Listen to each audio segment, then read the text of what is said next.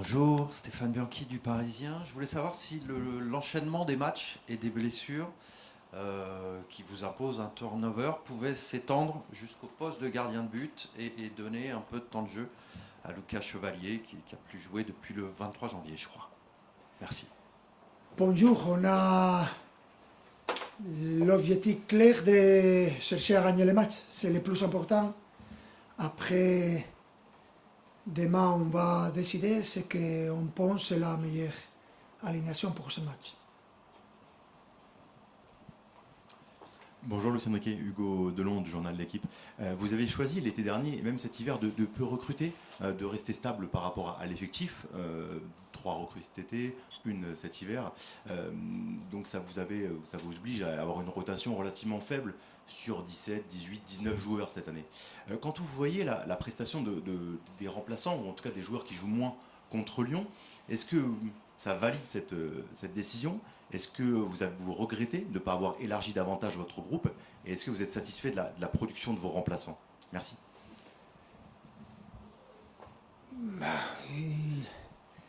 J'avais besoin de beaucoup de temps pour spécifier ça, mais ce que je pense de les remplaçants, c'est qu'on a gagné tout ce qu'on a gagné l'année dernière grâce à ce type de joueurs qu'on a eu comme remplaçants. Ils sont entraînés très bien tout le temps, ils ont apporté leur qualité comme ils doivent jouer, et ça a été les grands réussis de cette équipe l'année dernière, et cette année la même chose. Et l'année dernière, on a été champions de toutes les compétitions. Ce serait ridicule de signer beaucoup de joueurs. On avait et on a une très grosse équipe et c'est normal d'avoir des petits renforcements. Ce sera la même chose l'année prochaine. Bonjour coach, David Alias pour RMC Sport, au fond. Ah, bonjour coach. Ce sera le 800e match du président Nasser Al-Khelaifi demain. Est-ce que vous êtes fier de continuer à écrire l'histoire du Paris Saint-Germain à ses côtés? C'est clair, c'est clair. C'est que on a trouvé il y a presque 3 ans, c'est un club avec la volonté de gagner tout et une direction sportive de très haut niveau et je le souhaite à le président encore beaucoup de matchs comme président et c'est clair, c'est une combinaison presque parfaite pour moi. Bonjour coach, Lucas Mézeri pour la chaîne L'Équipe. Vous avez beaucoup fait tourner dimanche après le match contre Liverpool. Est-ce qu'on peut s'attendre à voir plutôt l'équipe type demain?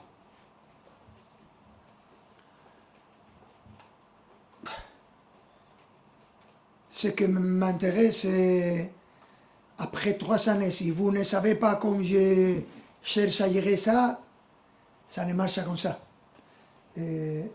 C'est à vous d'analyser, de juger. Je reste avec les mêmes côtés ou sur le même avis que d'habitude. Il faut voir tout la panoramique pour analyser ce que c'est mieux ou ce que je pense c'est les meilleures choses pour l'équipe. Bonjour, Alice Lefebvre pour l'AFP. Vitinha est forfait demain. Est-ce que vous êtes optimiste pour sa participation mardi en Ligue des Champions? Merci. Il reste encore des matchs très importants pour le championnat. On va voir avec la calme et la tranquillité comme les joueurs blessés ils peuvent retourner, mais je ne sais pas. Bonjour Luiz, Clara, TNT Sports Brasil. On voit Beraldo qu'il joue maintenant plus au milieu de terrain qu'au défense ces derniers matchs. Est-ce que vous pouvez nous expliquer un peu ce choix, le change de place de Beraldo, s'il vous plaît? Et c'est clair. Il n'avait pas d'opportunité comme défenseur central et on a vu et on a eu cette possibilité et je pense qu'il a performance très bien, il a la qualité technique pour jouer avec le ballon, il est fort. J'aime la manière qu'il a joué ce match. C'est une nouveauté et je suis content d'avoir plus de possibilités dans le milieu. Bonjour coach, Ilyes Peters de 90 minutes. On a parlé de l'absence de Vitinha, mais il y a aussi le retour de Fabian Ruiz. Est-ce que justement l'absence de Vitinha peut en un sens accélérer la reprise de Fabian Ruiz avec peut-être plus de minutes que prévu face à Nantes et Angers en vue du match contre... Non. On a changé notre avis pour qu'un joueur soit blessé.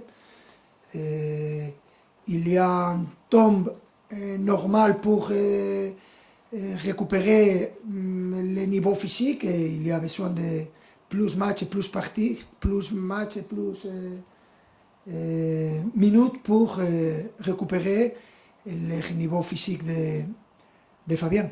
Mais on est content, il a joué les derniers 15-20 minutes les jours précédents. C'est positif pour l'équipe et pour lui. Bonjour coach, Mehmet Kotbi, PSG Community. Vous jouez contre Nantes demain, une équipe qui est assez mal en point. Est-ce que finalement pour vous, les matchs contre les équipes entre guillemets en difficulté ne sont pas les plus compliqués pour vous à préparer? Merci. Mais c'est historique, c'est normal. Et spécialement les 5-10 derniers matchs de chaque session, quand tu joues contre les équipes qui sont en souffrance, ce sont les pires matchs. Parce que ce n'est pas une grande motivation, mais ils sont très motivés, ils jouent tout, c'est typique. Ça se passe tout le temps, toutes les saisons, spécialement les fins de la saison. Et demain, ce sera très difficile, plus difficile qu'Olympique de Lyon, et on a vu les résultats, et on est conscient de ça, et on cherche à préparer les matchs de la meilleure des manières. Et c'est ça la même chose qu'on a fait contre Lyon, mais le match a débuté comme ça, et on cherche à retrouver la victoire parce qu'on a besoin de gagner les points. Bonjour coach, Mourad Safiane pour la Source Parisienne. Je voulais revenir sur la gestion un peu des énergies sur toute une saison. On a l'impression que vous partez tranquillement pour toujours finir très très fort. Est-ce que les gens pensent trop court terme en début de saison, ils attendent beaucoup de choses? On a cette sensation que vous gérez très bien. Comment ça se travaille et comment vous faites pour finir les saisons très très fort comme vous l'avez fait l'année dernière et éventuellement peut-être cette saison? Ce serait très facile pour moi de dire ça. Je cherche à gagner tous les matchs. Dans les premiers matchs à les derniers. Mais il faut voir tout avec la perspective que tu as, avec l'expérience, avec quel type d'équipe tu gestis. C'est clair et c'est normalement habituel que notre équipe finisse la saison de manière plus forte qu'à le début. Et je pense que c'est très positif et c'est une motivation aussi pour les joueurs pour chercher à gagner les compétitions que normalement on joue. Mais c'est une motivation, c'est clair. Bonjour coach, Achille H pour BRFM. La saison dernière, vous avez eu une animation particulière avec Vitinha au poste de numéro 6 dans son positionnement. Et cette saison, on a pu voir qu'il y a eu beaucoup de mobilité. Un coup c'est Vitinha, un coup ça peut être Fabian Ruiz, un coup ça peut être Warren, un coup ça peut être João Neves, voire d'autres joueurs. Et est-ce que cette saison, et notamment au match face à Lyon, c'est ce qui a peut-être pêché?